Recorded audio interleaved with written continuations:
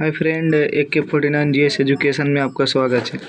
और हम देखेंगे हड़प्पा या सिंधु सभ्यता के बारे में, जो नॉर्मली हर एक एग्जाम में पूछा जाता है। देखिए, हड़प्पा सभ्यता का सर्वाधिक मान्यता का प्राप्त काल है।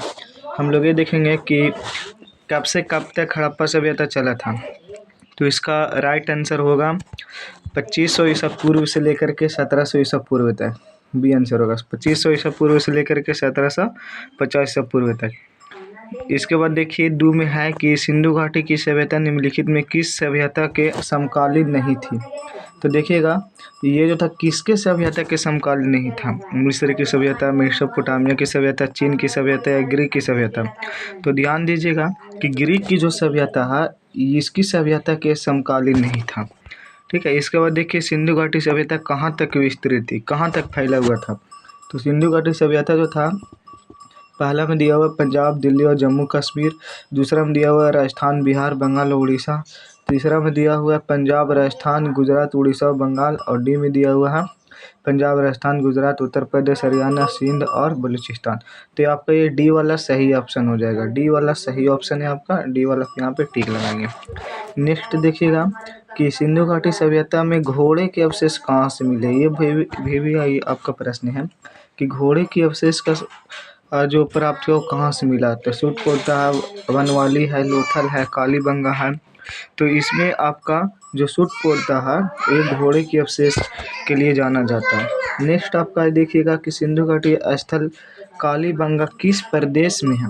तो फिलहाल अभी किस प्रदेश में है तो देखेंगे दोस्तों कि राजस्थान में है, गुजरात में है या फिर आपका मध्य प्रदेश। ऑप्शन यहाँ पे दिया हुआ है। इसके बाद देखिए उत्तर प्रदेश है। तो इसका जो आंसर होगा ये राजस्थान हमारा होगा। राजस्थान इसका राइट आंसर। राजस्थान यहाँ पे आप लोग टिक लगाएंगे। निम्नलिखित में किस पदार्थ का उपयोग हड़प्पा काल की मुद्राओं के निर्माण के रूप में किया गया था। पहला सेल खड़ी, कांसा, तांबा। इसके बाद है तांबा या लोहा। तो इसका मेन आंसर है आपका सेल खड़ी। सेल खड़ी का उपयोग जो है मुद्रा के रूप में किया गया था सिंधु सभ्यता में। देखिए 7वां क्वेश्चन आपका कि हड़प्पा सभ्यता किस युग की थी। तो हड़प्पा सभ्यता जो था, ऑप्शन है कांस्य युग, नवपाषाण युग, पुरापाषाण युग, लौह युग। तो आपका राइट आंसर होगा कांस्य युग। कांस्य युग जो था हड़प्पा सभ्यता का युग के एक प्रकार का क्या है, कांस्य युग के नाम से जाना जाता है, इसको बोल सकते हैं। अगला है कि सिंधु घाटी सभ्यता में लोगों का मुख्य व्यवसाय क्या था। तो सिंधु घाटी सभ्यता का में मुख्य व्यवसाय था इसका आपका ऑप्शन देखिएगा व्यापार है, पशुपालन है, शिकार है, कृषि है। तो इसका मुख्य व्यवसाय जो था व्यापार। सिंधु घाटी सभ्यता के लोग जो थे वो व्यापार पे आश्रित थे। 9 में देखिएगा कि हड़प्पा सभ्यता के निवासी थे, यानी वो कैसे निवासी थे, ग्राम में रहने वाले, शहर में रहने वाले या खाना बदोश। खाना बदोश का मतलब जहाँ तक घूम करके जनजातीय में रहने वाले। तो इसका आंसर जो होगा शहरी। ये शहरी जीवन यापन करते थे। 10 में देखिए सिंधु घाटी सभ्यता घर किसके बनाए जाते थे। इसमें जो घर था ऑप्शन है ईंट से, बांस से, पत्थर से, लकड़ी से। तो इसका जो मेन आंसर होगा वो आपका है ईंट से। यानी सिंधु घाटी सभ्यता के लोग शहरी थे तो शहर में ईंट का उपयोग होता था। इसके बाद देखिएगा कि हड़प्पा वासी किस वस्तु के उत्पादन में सर्वप्रथम से, यानी सबसे ज़्यादा किस वस्तु को उत्पादन करते थे। ऑप्शन मुद्राएं, कांस्य, औजार, कपास, जौ। तो इनमें से कपास का उत्पादन जो था हड़प्पा सभ्यता में बहुत ज़्यादा हुआ था। इसके बाद देखिएगा कि निम्नलिखित में विद्वान में से हड़प्पा सभ्यता का सर्वप्रथम खोजकर्ता कौन था। ये पूछा जाता है कि हड़प्पा सभ्यता का खोज किसने किया था। ऑप्शन है Sir John Marshall, R.D. Banerjee, A. Cunningham, Dayaram Sahni. तो इसका आंसर जो होगा दयाराम साहनी। दयाराम साहनी जो है आपका हड़प्पा सभ्यता का खोज किए थे। इसके बाद देखिए सिंधु घाटी सभ्यता का पतन नगर, इसको हम लोग बोलेंगे पतन नगर, या जिसको बंदरगाह बोलते हैं, कौन सा था। कालीबंगा, लोथल, रोपड़, मोहनजोदड़ो। लोथल है। लोथल के बारे में बहुत ज़्यादा प्रश्न पूछा जाता है ऑब्जेक्टिव टाइप में, आपको याद रखना। 14 में देखिए पैमानों की खोज से यह सिद्ध कर दिया कि सिंधु घाटी के लोग माँ पर तौल से परिचित थे। यह खोज कहाँ पे हुई थी। तो यह खोज जो हुआ था आपका ऑप्शन होगा इसका सही ऑप्शन लोथल। लोथल इसका सही ऑप्शन होगा दोस्तों।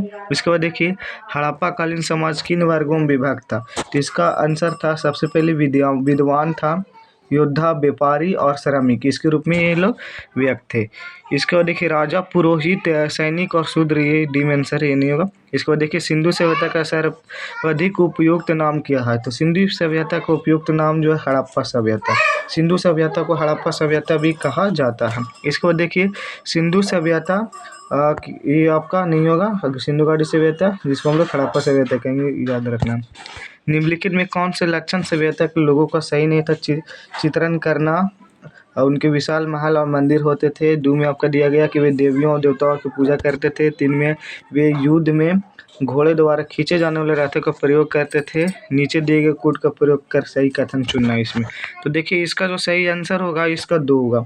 2 वाला यानी आपका ये जो आपका है कि वे देवी देवताओं को पूजा करते थे। देवी देवताओं को क्या करते थे? पूजा, ज़्यादा वो पूजा करने में विश्वास रखते थे। 18 हड़प्पा सभ्यता की खोज किस वर्ष हुई थी? ये भी पूछा जाता है।